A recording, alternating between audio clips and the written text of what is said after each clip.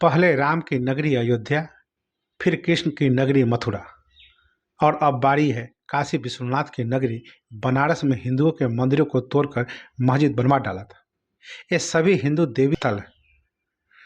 तो आइए जानते हैं ज्ञानवापी मस्जिद क्या है और इसका पूरा इतिहास। तो सबसे पहले नमस्कार, आप देख रहे हैं न्यूज इरा और मैं आपके साथ विपिन।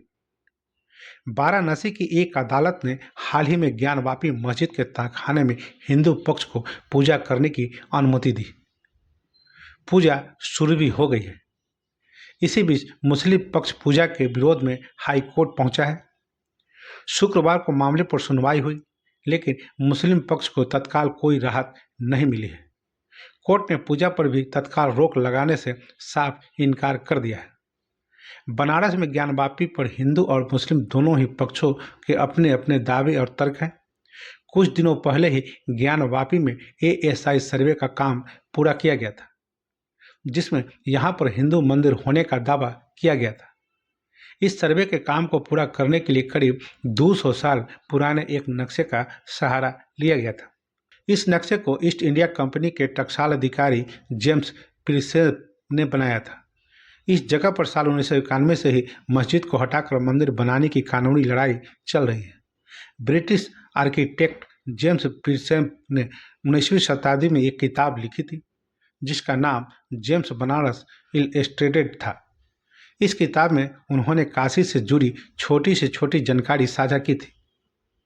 किताब में काशी के इतिहास से लेकर यहाँ की संस्कृति, घाट आदि से जुड़ी डिटेल जानकारी मिल जाएगी। इसी में ज्ञानवापी परिसर में मौजूद मंदिर के बारे में भी बताया गया है।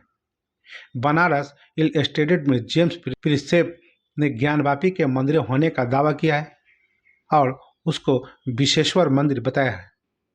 इस नक्शे को लिथोग्राफी तकनीक का इस्तेमाल कर बनाया गया था। जेम्स प्रिसेप ही वह व्यक्ति थे जिन्होंने सम्राट अशोक के शासनकाल की खोज की थी। दरअसल सम्राट अशोक ने पत्थरों, स्तंभों, स्मरकारों, शिलालेखों के माध्यम से अपने शासनकाल के बारे में बहुत सी सारी जानकारी छोड़ी थी, लेकिन यह शिलालेख ज़्यादातर ब्राह्मी लिपि में लिखी होती थी, इसलिए इसे पढ़ने वाले बहुत कम ही होते थे।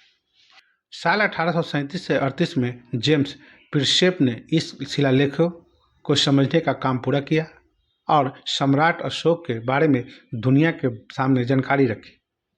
उनका जन्म 20 अगस्त 1799 में इंग्लैंड में हुआ था। वह एक अंग्रेजी स्कॉलर होने के साथ साथ ईस्ट इंडिया कंपनी के अधिकारी भी थे। उन्होंने साल 1938 में पहली बार ब्राह्मी और खरोष्ठी लिपियों के बारे में पढ़ने में बड़ी सफलता हासिल की थी। प्रिसेप साल 1819 में भारत आए थे। उस वक्त उन्हें कोलकाता का टकसाल नियुक्त किया गया। इसके ठीक एक साल यानी कि 26 नवंबर 1820 में उन्हें बनारस टकसाल अधिकारी बनाया गया। प्रिंसेप ने इसके बाद बनारस को आधुनिक बनाने का काम शुरू किया और इसी कड़ी में उन्होंने यहाँ पर विश्वेश्वरगंज मंडी बनाई, जो आज भी पूर्वांचल की सबसे बड़ी किराना मंडी है। उन्होंने बनारस में चर्च का निर्माण किया और यहाँ तक कि औरंगजेब की लुप्त आलमगीर मस्जिद के मीनारों को भी रिस्टोर किया। प्रिंसेप ने शहर का नक्शा बनवाया, इसके सीवर सिस्टम को विकसित किया और कर्मनासा नदी का एक पुल भी बनवाया। जेम्स ने अपनी किताब में विश्वेश्वर मंदिर का नक्शा भी बनाया है, जिसे अभी का ज्ञानवापी कहा जाता है। इस नक्शे पर विश्वेश्वर मंदिर के बारे में विस्तार से जानकारी भी दी गई है। जेम्स प्रिसेप के नक्शे के हिसाब से यहाँ 124 फीट का चौकोर मंदिर था और इसके चारों कोनों पर एक मंडप है।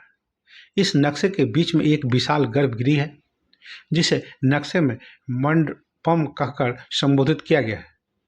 नक्शे के हिसाब से मंदिर अष्टमंडप से बना था। प्रिसेप अपनी किताब में लिखते हैं, यह दृश्य उस स्थान के दक्षिण पश्चिम कोने से लिया गया जो अब जुम्मा मस्जिद है। हिंदू दीवारों पर लगे गुंबद और मीनार औरंगजेब की कृति है। विश्वेश्वर के लिंग को महादेव के वास्तविक रूप के रूप में देखा जाता है। स्वर्ग से गिरकर पत्थर में परिवर्तित हो गया 1831 में प्रकाशित जेम्स प्रिपेस अपनी किताब में 3 इमारतों से घिरे जिन शीर्ष विश्वेश्वर मंदिर के ऊपर बनी एक मस्जिद को, इसमें दाईं ओर विश्वनाथ मंदिर, बाईं ओर महादेव दंडपान मंदिर और केंद्र में बैकुंठ या स्वर्ग नामक गुंबददार छत वाला एक हॉल है। ज्ञानवापी मस्जिद के विशाल बल्ब नुमा गुंबद के शीर्ष पर एक उल्टा कमल और हमकल है। विष्णु शंकर जैन का कहना है कि ज्ञानवापी में वीआईपी दर्शन करने के लिए गेट नंबर 4 से जाना होता था और यहाँ से रेलिंग लगी हुई थी, जो कि मुलायम सिंह ने नवंबर 1993 में लगवाई थी। उनका कहना है कि इस रेलिंग के किसी लिखित आदेश के बाद नहीं बल्कि मौखिक आदेश के बाद लगाया गया था। गेट नंबर 4 से सीधे जाने पर माँ श्रृंगार गौरी का विग्रह है, जो कि आज रेलिंग के बाहर है, लेकिन 1993 में यह मस्जिद के दक्षिण के बीच गुंबद से जुड़ा करता था।